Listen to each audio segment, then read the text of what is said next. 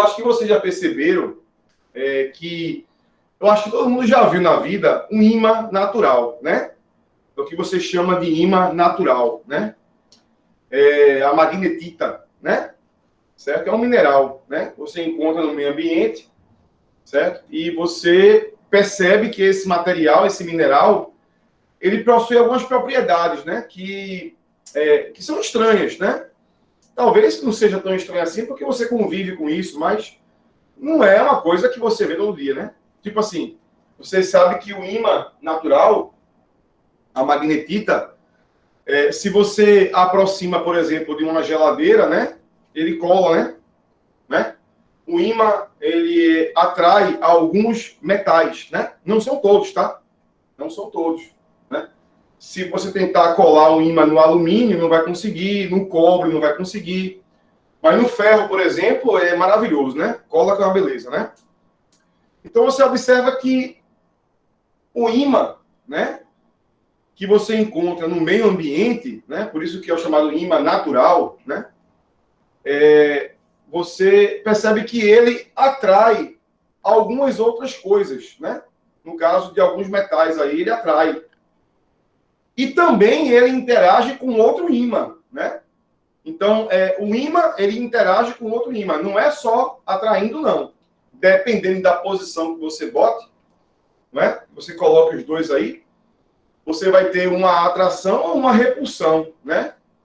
De um ímã com outro ímã, certo? Então, você observa que existe uma propriedade interessante, né? Como um ímã, ele atrai um outro ímã ou repele um outro ímã e também atrai algumas outras coisas, né?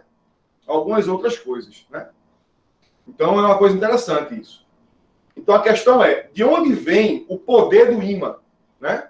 De onde vem o poder, a mágica que o ímã possui, né? Aí algumas pessoas dizem que é porque o ímã está carregado, né?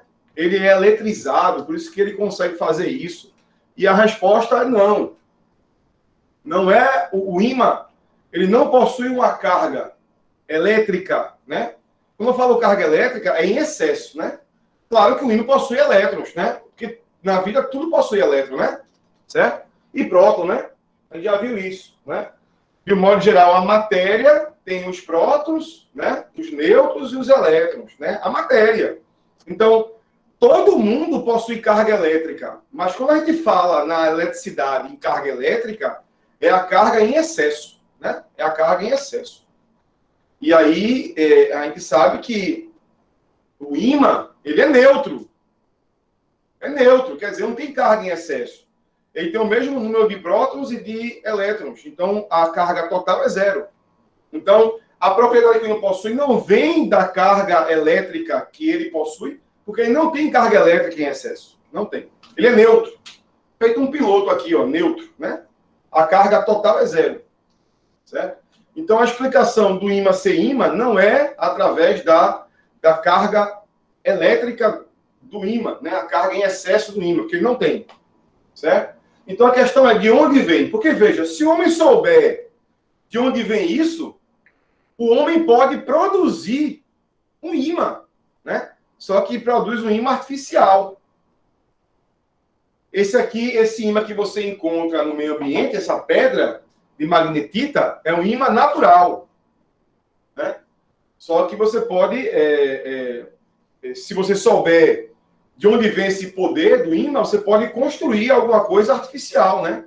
Criar um ímã artificial.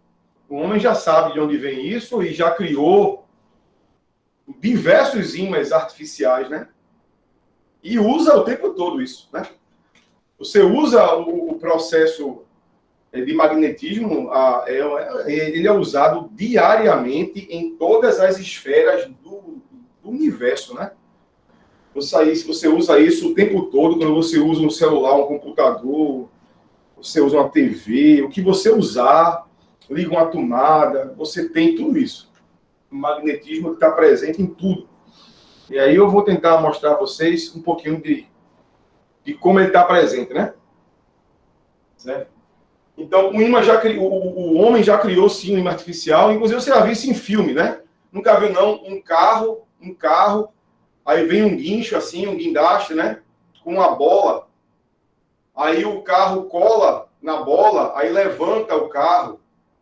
É um imã bem forte, né? Certo? É um imã. Já viram isso em filme, né? Até em desenho animado, né? Antigamente tinha muito isso, pica-pau, tinha um desenho assim que aparecia, né? O guincho, pegava o carro, levantava o carro, é um imã. Aquele imã não é natural, ele é artificial, é um eletroímã, né? Então o homem já sabe de onde vem, e aí, sabendo de onde vem, ele produziu, né? Artificialmente um imã, e são, logicamente, imãs bem mais poderosos do que o imã natural. Apesar que o imã natural que você encontra no meio ambiente, nessa pedra, ela é um imã forte, certo? É porque o imã que você usa em casa para colar na geladeira uma foto, né? Ou então colar um adesivo aí para pedir água mineral ou gás, né? Né? Essas propagandazinhas que você bota em geladeira. Esse imã aí, ele não é puro, né?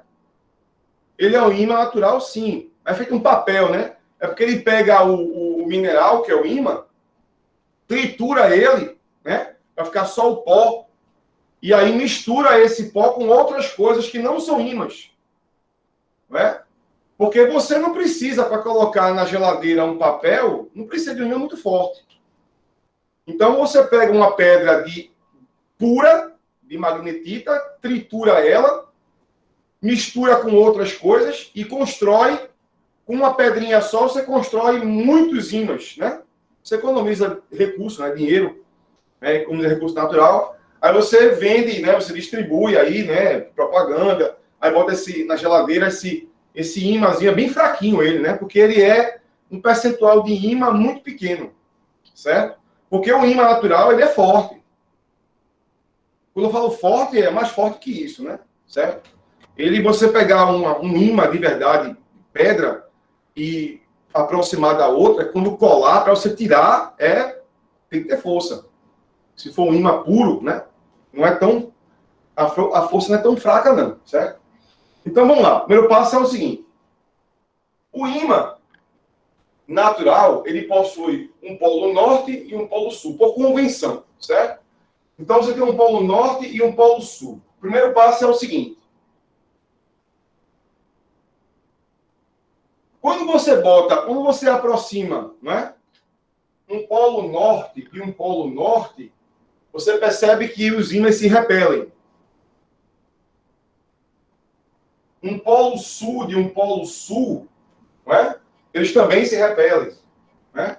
Mas se você aproxima um polo norte de um polo sul, aí você percebe que existe uma atração, né? Então, polos de mesmo nome se repelem. É parecido com carga elétrica, mas não é carga elétrica. Cargas de mesmo sinal se repelem, sinais opostos se atraem. Polos de mesmo nome se repelem e nomes opostos, né, norte e sul, eles se atraem. Certo? Bom, o primeiro passo é o seguinte: o poder do ímã vem de uma coisa que o ímã cria, que é o chamado campo magnético. Certo? Então, o primeiro passo é: o ímã cria um campo magnético. Esse campo, ele é assim, ó.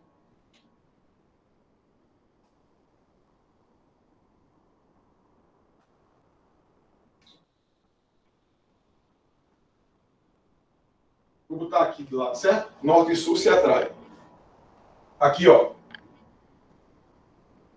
primeiro passo é o seguinte, que o ímã, ele cria um campo, chamado campo magnético. Então, vamos lá.